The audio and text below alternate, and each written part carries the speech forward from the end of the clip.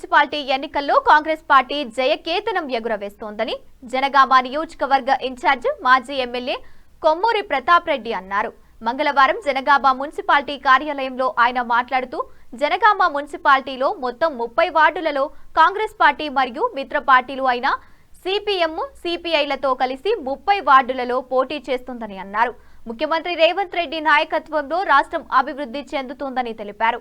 గత 10 సంవత్సరాలుగా BRS party Telangana రాష్ట్రంకు అన్యాయం చేశారని, జనగామ నియోజకవర్గం స్థానిక ఎమ్మెల్యే పల్లా రాజేశ్వర్ రెడ్డి ప్రజలను మోసం చేసి గెలిచారని అన్నారు.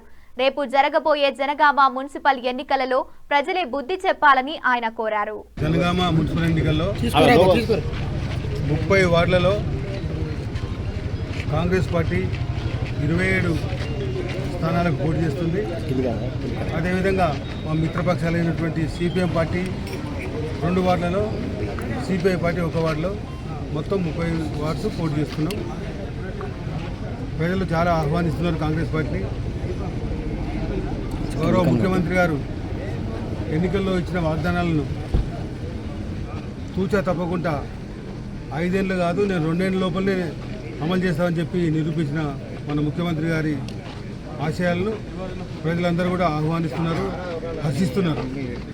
గత ప్రభుత్వం 10 ఏళ్లలో అమలు చేస్తున్న వాగ్దానాలు 2014లో 2015లో ఇచ్చిన వాగ్దానాలు ఏ ఒక్క వాగ్దానం కూడా అమలు చేయలేదు.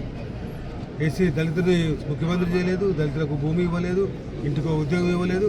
కానీ అప్పుల పాలు చేసి ఈరోజు తెలంగాణ ప్రజలను దోచుకున్న పార్టీ బీఆర్ఎస్ పార్టీ.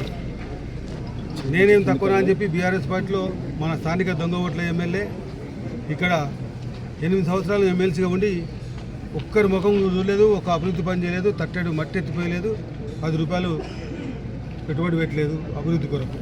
కానీ ఎన్నికల్లో వచ్చి దాదాపు 25,386 ఓట్లు, బోగస్ ఓట్లు ఎన్రోల్ చేసి దాదాపు 160 నుంచి 200 కోట్ల రూపాయలు ఖర్చు పెట్టి మోసపూరితంగా గెలిచిన మన దొంగ ఓట్ల ఎమ్మెల్యే ఆధారాలతో చెప్తున్నా.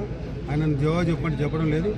ఈ రకంగా బీఆర్ఎస్ పార్టీ కేసీఆర్ కానీ పార్టీ కానీ మన దొంగ ఓట్ల ఎమ్మెల్యే కానీ తెలంగాణ ప్రజలను, మన జనగామ నియోజకవర్గ ప్రజలను మోసం చేసి, ముఖ్యంగా 8 ఏళ్లలో ఎమ్మెల్యే దొంగ ఓట్ల ఎమ్మెల్యే ఒక్క రూపాయి కూడా టౌన్ అభివృద్ధి కొరకు పెట్టలే, తనకు వచ్చిన ఫండ్ కూడా పెట్టలేదు ఇక్కడ. అదేవిధంగా బీఆర్ఎస్ పార్టీ హయాంలో ఏ అభివృద్ధి కార్యక్రమం జరగలే. కాంగ్రెస్ పార్టీ అధికారంలోకి వచ్చిన తర్వాత మా ముఖ్యమంత్రి గారు అన్ని హామీలను అమలు చేయడంతో పాటు మున్సిపాలిటీ అభివృద్ధి కొరకు మొన్న దాదాపు 18,500 కోట్ల రూపాయలు ఇక్కడ ఇవ్వడం జరిగింది. వివిధ వర్కులు పెట్టడం జరిగింది, మీకు తెలుసు. దీనికంటే ముందు మా సిడిఎఫ్ కాన్స్టిట్యూషన్ డెవలప్మెంట్ ఫండ్ నుంచి కూడా దాదాపు 5 కోట్ల వరకు ఇక్కడ టౌన్లో పలు అభివృద్ధి పనులు చేయడం జరిగింది. ఏదైనా అభివృద్ధి పని చేసింది టౌన్లో అంటే కాంగ్రెస్ పార్టీ. ఇప్పుడే కాదు, గత 40 ఏళ్ళ చరిత్రలో కూడా మధ్యలో వచ్చే పార్టీలు ఏవి కూడా అభివృద్ధి పని చేయలేదు, దోసుకొని పోయారు.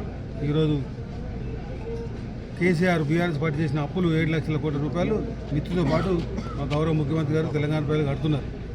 బీఆర్ఎస్ పార్టీ చేసిన మోసాలన్నీ కూడా గమనించారు. ఇక్కడ ప్రజలందరూ కూడా మున్సిపాలిటీలో కాంగ్రెస్ పార్టీని గెలిపించి ఈసారి మీకు కైవసం చేస్తాం.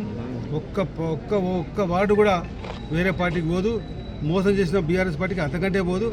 మొత్తం మీ కాంగ్రెస్ పార్టీకి కాంగ్రెస్ పార్టీ బలపరిచినటువంటి మిత్రపక్షాలకు 30 సీట్లకు 30 సీట్లు గెలిపించి తీరుతాం. ఈ ముందు భవిష్యత్తులో అభివృద్ధి చేసుకున్నామని చెప్పి ప్రతి వార్డు నుంచి జనగామ పట్టణ ప్రజలందరూ కూడా ఏకకంఠంతో చెప్తూ ముందుకు వస్తున్నారు, స్వాగతిస్తున్నారు కాంగ్రెస్ పార్టీని. తప్పకుండా మేము 30 సీట్లలో 30 గెలుస్తాం. బీఆర్ఎస్ పార్టీకి డిపాజిట్ కూడా రాదు, ఎందుకంటే వాళ్ళు చేసిన మోసాలు అట్లా ఉన్నాయి. వాళ్ళు చేసిన అభివృద్ధి నిరోధక పనులు, అదేవిధంగా అప్పులు, ముఖ్యంగా ధనిక రాష్ట్రాన్ని ఇస్తే, ధనిక రాష్ట్రాన్ని కేసీఆర్ చేతికి 2014లో ఇస్తే అప్పుల రాష్ట్రాన్ని ఈరోజు మళ్ళీ కాంగ్రెస్ పార్టీ తీసుకోవాల్సిన పరిస్థితి ఏర్పడ్డది. కొన్ని అప్పులు చేసినప్పుడు అభివృద్ధి పనులు అయినాయంటే ఎక్కడ శూన్యం, ఎక్కడ అభివృద్ధి లేదు. ఓన్లీ కేసీఆర్ కుటుంబం అభివృద్ధి అయింది తప్ప వేరే ఎక్కడ ఎవరు అభివృద్ధి కార్యక్రమాలు జరగలే.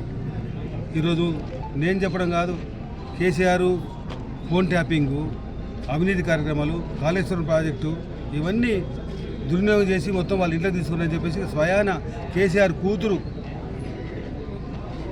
కవిత గారే చెప్తున్నారు, మీరందరూ తెలుసు. కాబట్టి మేమేమైనా ప్రతిపక్ష పార్టీగా ఆరోపణలు చేస్తే ప్రజలు ఒక విధంగా ఆలోచించవచ్చు, ప్రతిపక్షం కాబట్టి ఆరోపణలు చేస్తున్నది.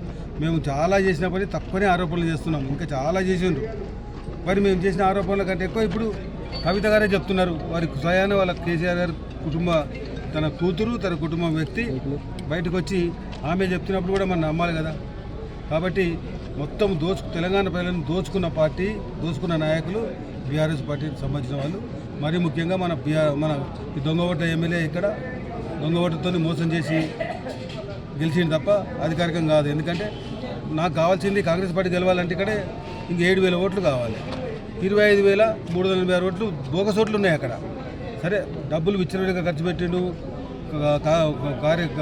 మన వ్యక్తులను దోచుకున్నాడు, వ్యక్తులను వశపరుచుకున్నాడు, అదొకటి. అది కాక కూడా బోగస్ ఓట్లు 25,000 అంటే ఇక మీరు ఆలోచించండి. అందరూ ప్రజలందరూ కూడా గమనించాలి. 25,386 దొంగ ఓట్లతోని గెలిచిన బీఆర్ఎస్ దొంగ ఓట్ల ఎమ్మెల్యేను మనం గౌరవించాల్సిన అవసరం లేదు. మనకు ధర్మంగా అతను ఎమ్మెల్యే కాదు, మనకు అధర్మ ఎమ్మెల్యే ఆయనే.